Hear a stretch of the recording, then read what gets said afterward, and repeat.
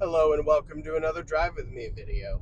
Today I actually wanted to step back a little bit and actually respond to a comment that I got. And it was in response to, this comment was in response to a video that released, at least as of the time of this recording, just a couple of days ago. It was published on YouTube and involved the title was something to the effect of baby boomers helped break America, and it's up to all of us to help put it back together, right? And so first off, I want to stress that this response video is not an attack. I'm not angry at all. It's certainly not a personal attack against the commenter. I actually really appreciate the comment. And but I did want to kind of unpack it a little bit and discuss it, because there were points wherein the poster did make it known that they disagreed with me, and that's entirely okay. And I actually want to again thank the commenter for being willing and taking the time to watch the content that was published, and then actually go out of your way to send in a comment, right? That in and of itself I actually take as a fairly positive thing, almost regardless of what's said, unless it's just objectively just name calling, in any case. So the commenter starts off with this statement, summarized by, if you really think that older generations had it easier, you're insane, right? And then goes on from there. And I actually, funnily enough, don't want to address that first. I think that does kind of set the tone for where their mentality is. So I wanted to start and with and acknowledge that. However, I think that actually is something better to come around to and address or finally answer at the end of this. And I'm going to try to make this fairly quick. So there were a couple of points with the commenter and their what they posted that I actually agree with, and I think there also is an important distinction between what I was attempting to describe and talk about versus what I think may have come across, right? Because it's true, in that video I do intermingle my own personal story and my parents' story about our finances and how our respective lives have developed, and then intertwine that with my view of economics. And so I do want to kind of specify what I was meaning by both, and make sure that there's a clear distinction between the two. So my parents did have some unusual, even for baby boomers, opportunities through my grandfather to basically buy into real estate. I were able to keep my mom home. She was a stay-at-home mom. My dad worked as a police officer, and we were actually able to live a decent, really by the time I was a teenager, more of an upper middle class lifestyle, on just one primary income. And my parents eventually got up to, they're close to like 30 doors on rental properties now. They started off as single family homes, and then they've moved up to apartment complexes that have become larger and more numerous over time. And so while I'm proud of my parents and I saw them work really hard at what they had, I do want to clarify that I believe very firmly that that is one, that's the baseline. Working hard, unless you're born wealthy, is the requirement, the bare minimum requirement to success. And many work very hard without seeing that success. So another thing the commenter mentioned was that the American dream is still alive and well, and that they themselves own their own home and own rental real estate that all have positive cash flow. That is excellent. I don't know what market you grew up in. I know in California, as a child that came of age in the late 20s, it was difficult to get a bank loan, and it was definitely difficult to save up for a down payment with how little I was making back then. It sounds like we took different paths, because the commenter stated that they don't have a college degree. So hopefully that lack of student debt really did help them. And I definitely didn't go that route. And I am absolutely not claiming. In fact, I emphatically state I did not make the best financial decisions in my 20s. I was focused on college, I was focused on friends and dating and enjoying myself, and I definitely racked up some credit card debt, racked up some student loan debt that I didn't really start taking seriously at all until my later 20s and really getting into my 30s, right?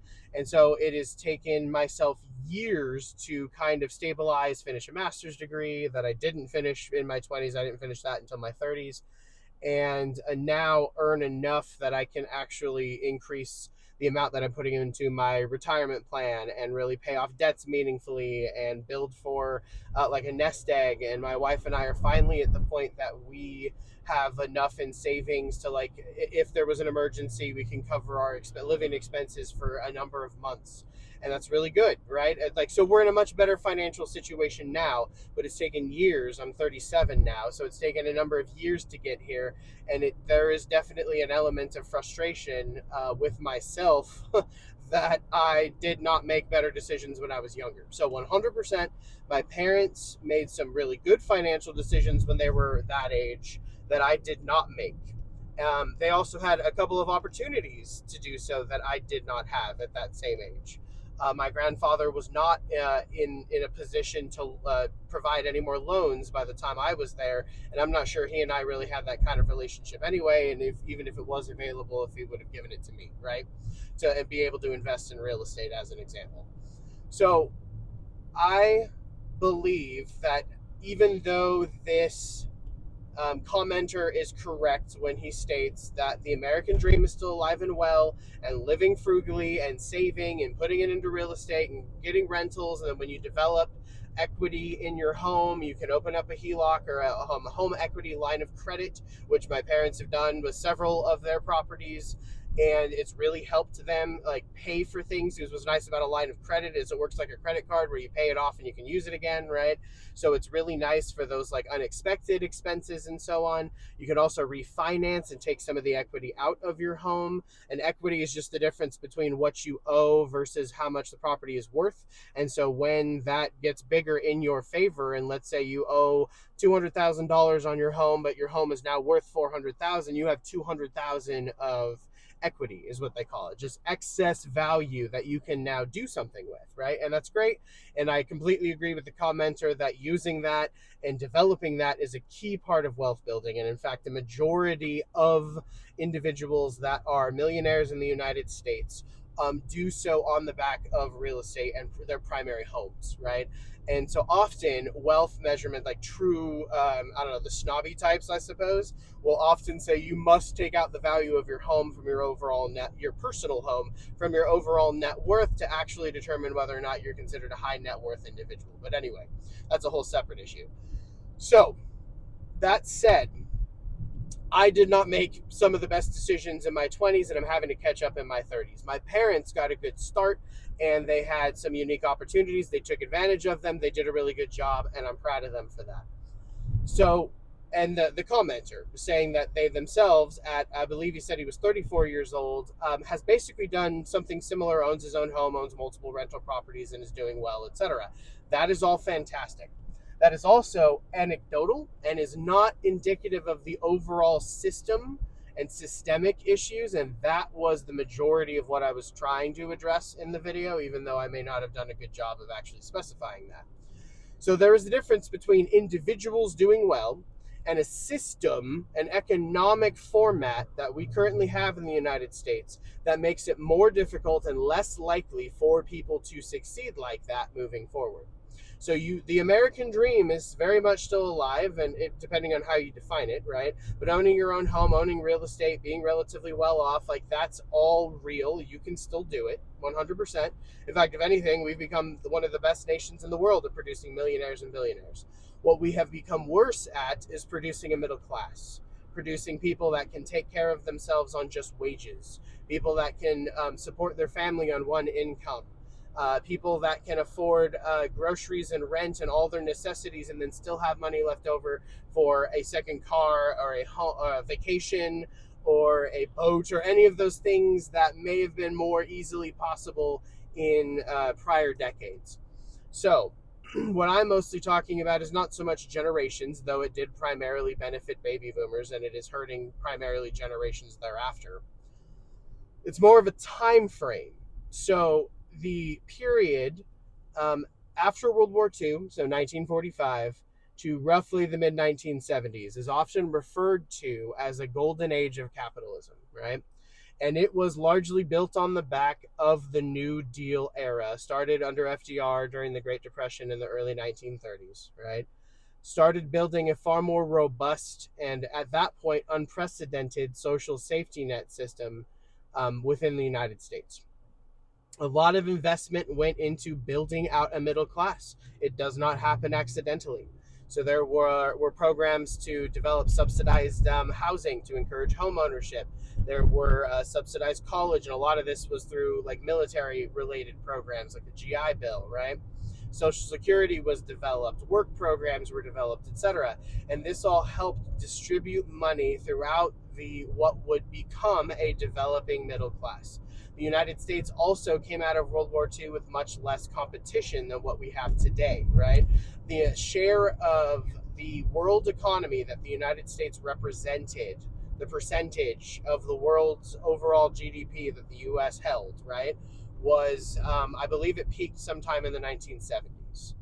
And the American family's buying power also peaked around the 1970s and has notably decreased in part because of us taking ourselves off the gold standard and then inflation becoming something that was actually wanted, right, and encouraged by the Fed, and it disproportionately benefiting the wealthy. And so over time, they've had less and less of an issue pushing that because the way our economy is designed now, it effectively capital earns more money than wages do, than labor does.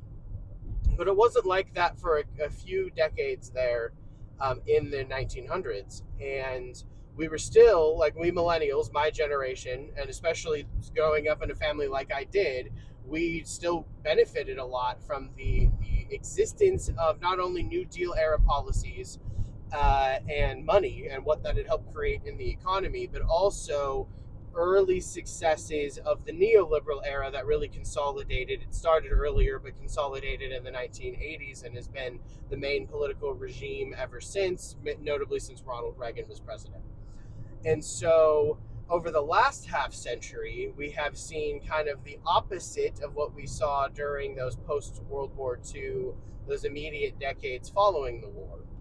And we've seen wealth primarily be siphoned upwards, almost like if wealth was something that was like water or nutrients in soil, the plant is sucking it upwards to develop itself. The problem is that a lot of Americans are the root system, and the nutrients are just leaving, and the plant eventually, if it's a heavy feeder, will deplete its supply if those nutrients are not restored to the soil, right? To use another plant analogy, I've been doing that more lately. But anyway, so that's kind of where we're at right now. The United States is not some hellhole. It is not some dystopian landscape, though it is, in my opinion, becoming closer to that. The American dream still technically exists, but the pockets of where you can achieve that and how you achieve that are getting smaller and narrower and much more difficult to obtain. And so a lot of that is fairly objective. These are stats that anybody can look up just through even cursory Google searches, that the economy as a whole is getting worse at producing people that are financially stable. More people are living paycheck to paycheck. More families are dual income. More single parent households or single income households are at or right around the poverty line, etc. More children are raised in homes that are deemed to be in poverty, etc., etc. Right? And I've heard the argument that even the poorest here are better than others, in other nations because they have refrigerators and iPhones and stuff.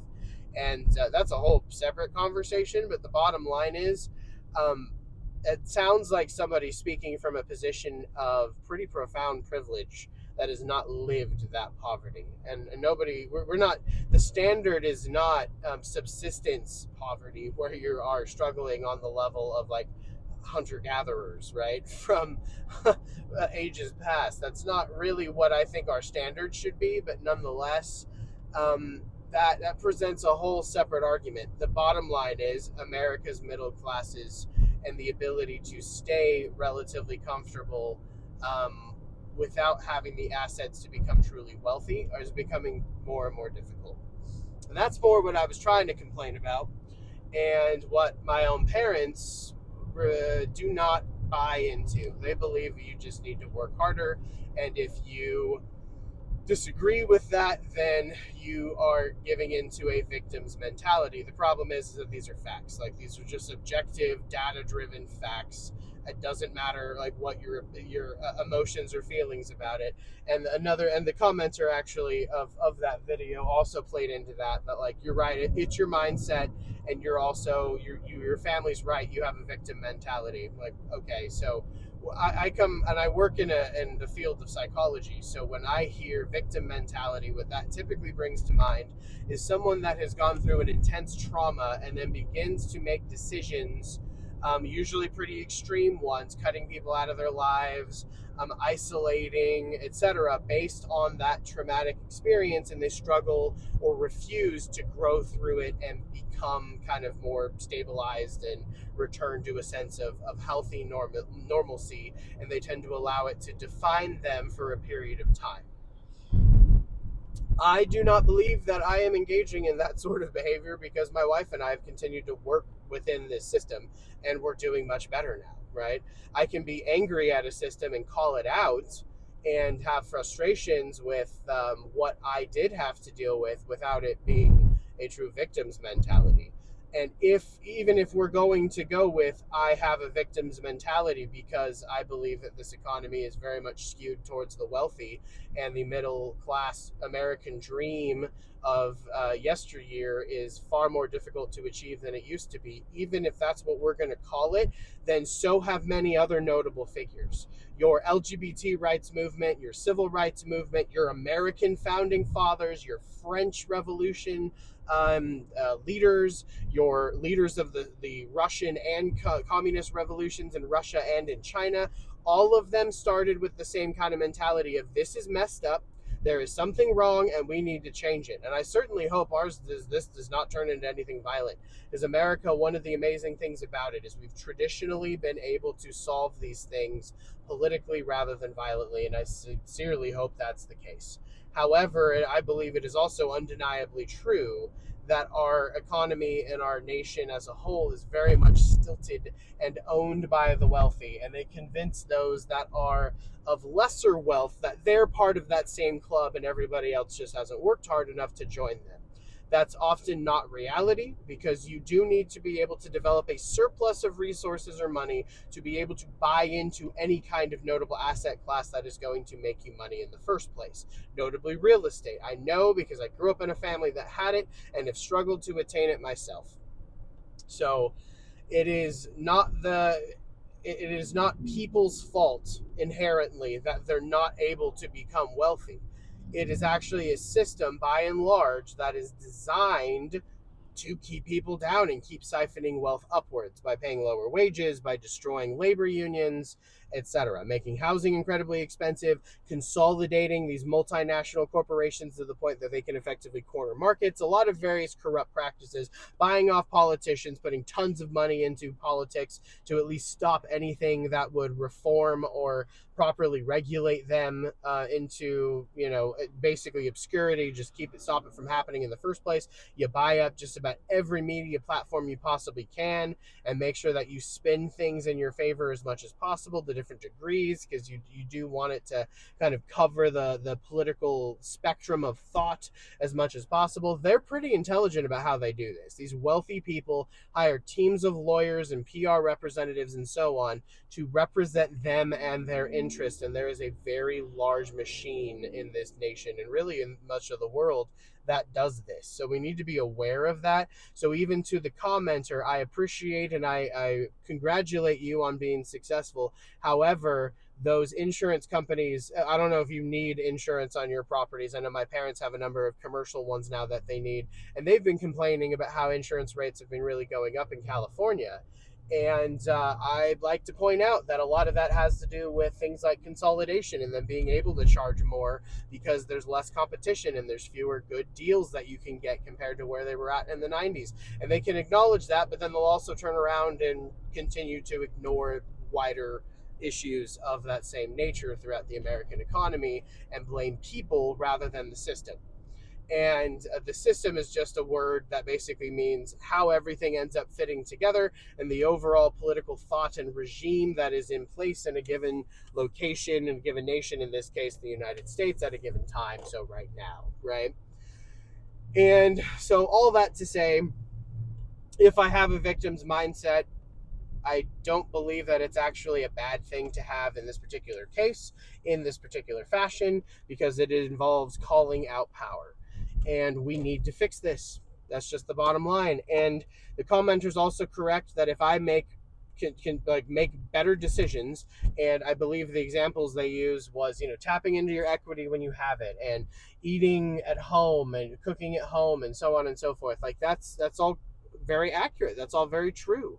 And I very much appreciate those comments and that thought that you were willing to share. I really do. I disagree, though, that on a large scale that it makes a difference. It's kind of like that old avocado toast argument. If you just millennials stopped having avocado toast and going to Starbucks, that then they would be able to afford homes, and that's just not the reality in our day and age. So coming back to if you think earlier generations had it easier, you're insane.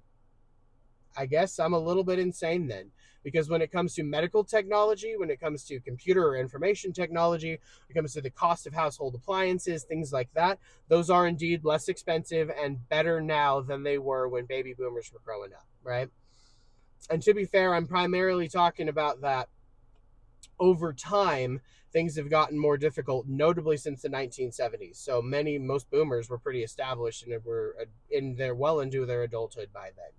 But it also includes the greatest generation. Many of them were older and benefiting from the system. Silenters, like many of my grandparents, they were benefiting from the same system and helped vote in the same politicians that made these changes. Gen Xers have been a part of this, even though they're content to be ignored. And millennials, especially in our childhood, benefited from this as well. The 80s and 90s and early 2000s were generally a good time. And I had a good childhood. So I benefited from this system. However, over time, I've really come to see many of its flaws, and I've experienced them firsthand in a way that many have not. And so I've kind of become a little disillusioned and have, in my opinion, realized that there's more structurally wrong with this nation than I was willing to admit 10, 15, 20 years ago. And the other thing is that not everybody can buy into real estate, because if everybody owned their own home, that inherently destroys, there is no more renter class, right? So that is physically not possible. You could even argue that, okay, well, everybody starts off as a renter and then you work your way into home ownership and then gaining real estate yourself, and that's fine in theory, if everybody was able to do that, but we're not. Realistically, that's not what happens, nor is everybody interested in being tied down to property and so on. You need people that are creating surplus wealth in other ways. So the bottom line is, it is never an equal playing field or an equal scenario. You're kind of comparing apples and oranges. So I'm glad that real estate has worked out for a number of these people. Including the commenter and my parents, what I would encourage all of you to do is just try to remove yourself from just mentally, right? Remove yourself from your immediate situation and place yourself in the shoes of other people, regardless of how you get those stories, whether you just know them through work or through church or whatever. Get yourself in the position of other people and empathize a little bit. And I believe that will help loosen up some of this thinking that just, if you are not well off, it is your fault and you just haven't buckled down hard enough. Like, sure, that can solve some problems and that can help to a degree, and only in the right scenarios. There are many people that grow up poor, or that have people that pass away in their lives and leave responsibilities to them, like children. You have people like my wife that lost her dad to cancer, and then her mom was a meth addict, as an example. And so she struggled her entire life, and she's worked, but she's had to work her way up into management from like fast food jobs and so on. And she has worked really hard her entire life and has very little to show for it because she's always worked in low wage jobs. As an example, there are many stories beyond just buy into real estate. That is a very anecdotal, frankly, just short sighted position. And that's ultimately one of the big issues in America today, in my opinion. It's a whole separate conversation. We are often guilty of thinking, well, I did it or they did it, so everybody can do it. Like, no, there's education. There is the fact that you can't, like, you can only do it till you saturate that given market. There is, not everybody wants to do it. Not everybody has the wherewithal or the emotional stability or the family stability or the resources, the know-how, any number of different things to get where you are. And everybody that is successful did it with the help of others, whether it's banks, whether it's parents, whether it's just being able to live at home with mom and dad until you can save up enough money for your own place. Whatever the case may be, all of us got help in some form or fashion, and or took a very long time to get where they're at, and often lost and sacrificed a lot on the way. Not everyone's interested in sacrificing a lot just for money. That's another consideration, right? So anyway, all this to say, again, I appreciate the commenter and the kind of thoughtful response that was made. And there are several areas I agree with you on. And I am actually trying to make a number of these changes that were recommended in my own life. And funnily enough, at least in regards to, eating healthier and trying to lower my expenses and eating more at home and a lot of this stuff, it's exactly what my wife and I and our family have been doing as of late, especially in recent years with grocery prices going up so much. We've actually started gardening and trying to grow our own food as well. So that's another aspect of this that we're kind of trying to introduce and hopefully help reduce expenses and increase our positive things in life, like control over our food, what goes into it, and so on, and reduce prices in the long term through things like that. So anyway, all that to say, I think that the United States can get better there, but it requires all of us waking up a little bit. And so that starts with those that are moderately well off, realizing that they're actually far closer to those of us that are not well off, or those that have not been well off, far, far closer to us than you are to a billionaire or even a centimillionaire in terms of scale and in terms of vulnerability and so on. So just want to encourage everybody, we are stronger together, and that ultimately it really is the ultra wealthy that control a lot of this. And they're going to continue making it harder for all of us, regardless of how much you feel it right now. It is coming for all of us, and we need to wake up and change this, right? First stage is realizing there's a problem. Okay. So thank you again. Appreciate it. If you made it to the end of this video, good on you, man. That's excellent. So I appreciate your time. You guys all have a good one. If you want to hear more about these kind of topics, politics, culture, etc., economics, then stick around because we'll definitely be talking about it later.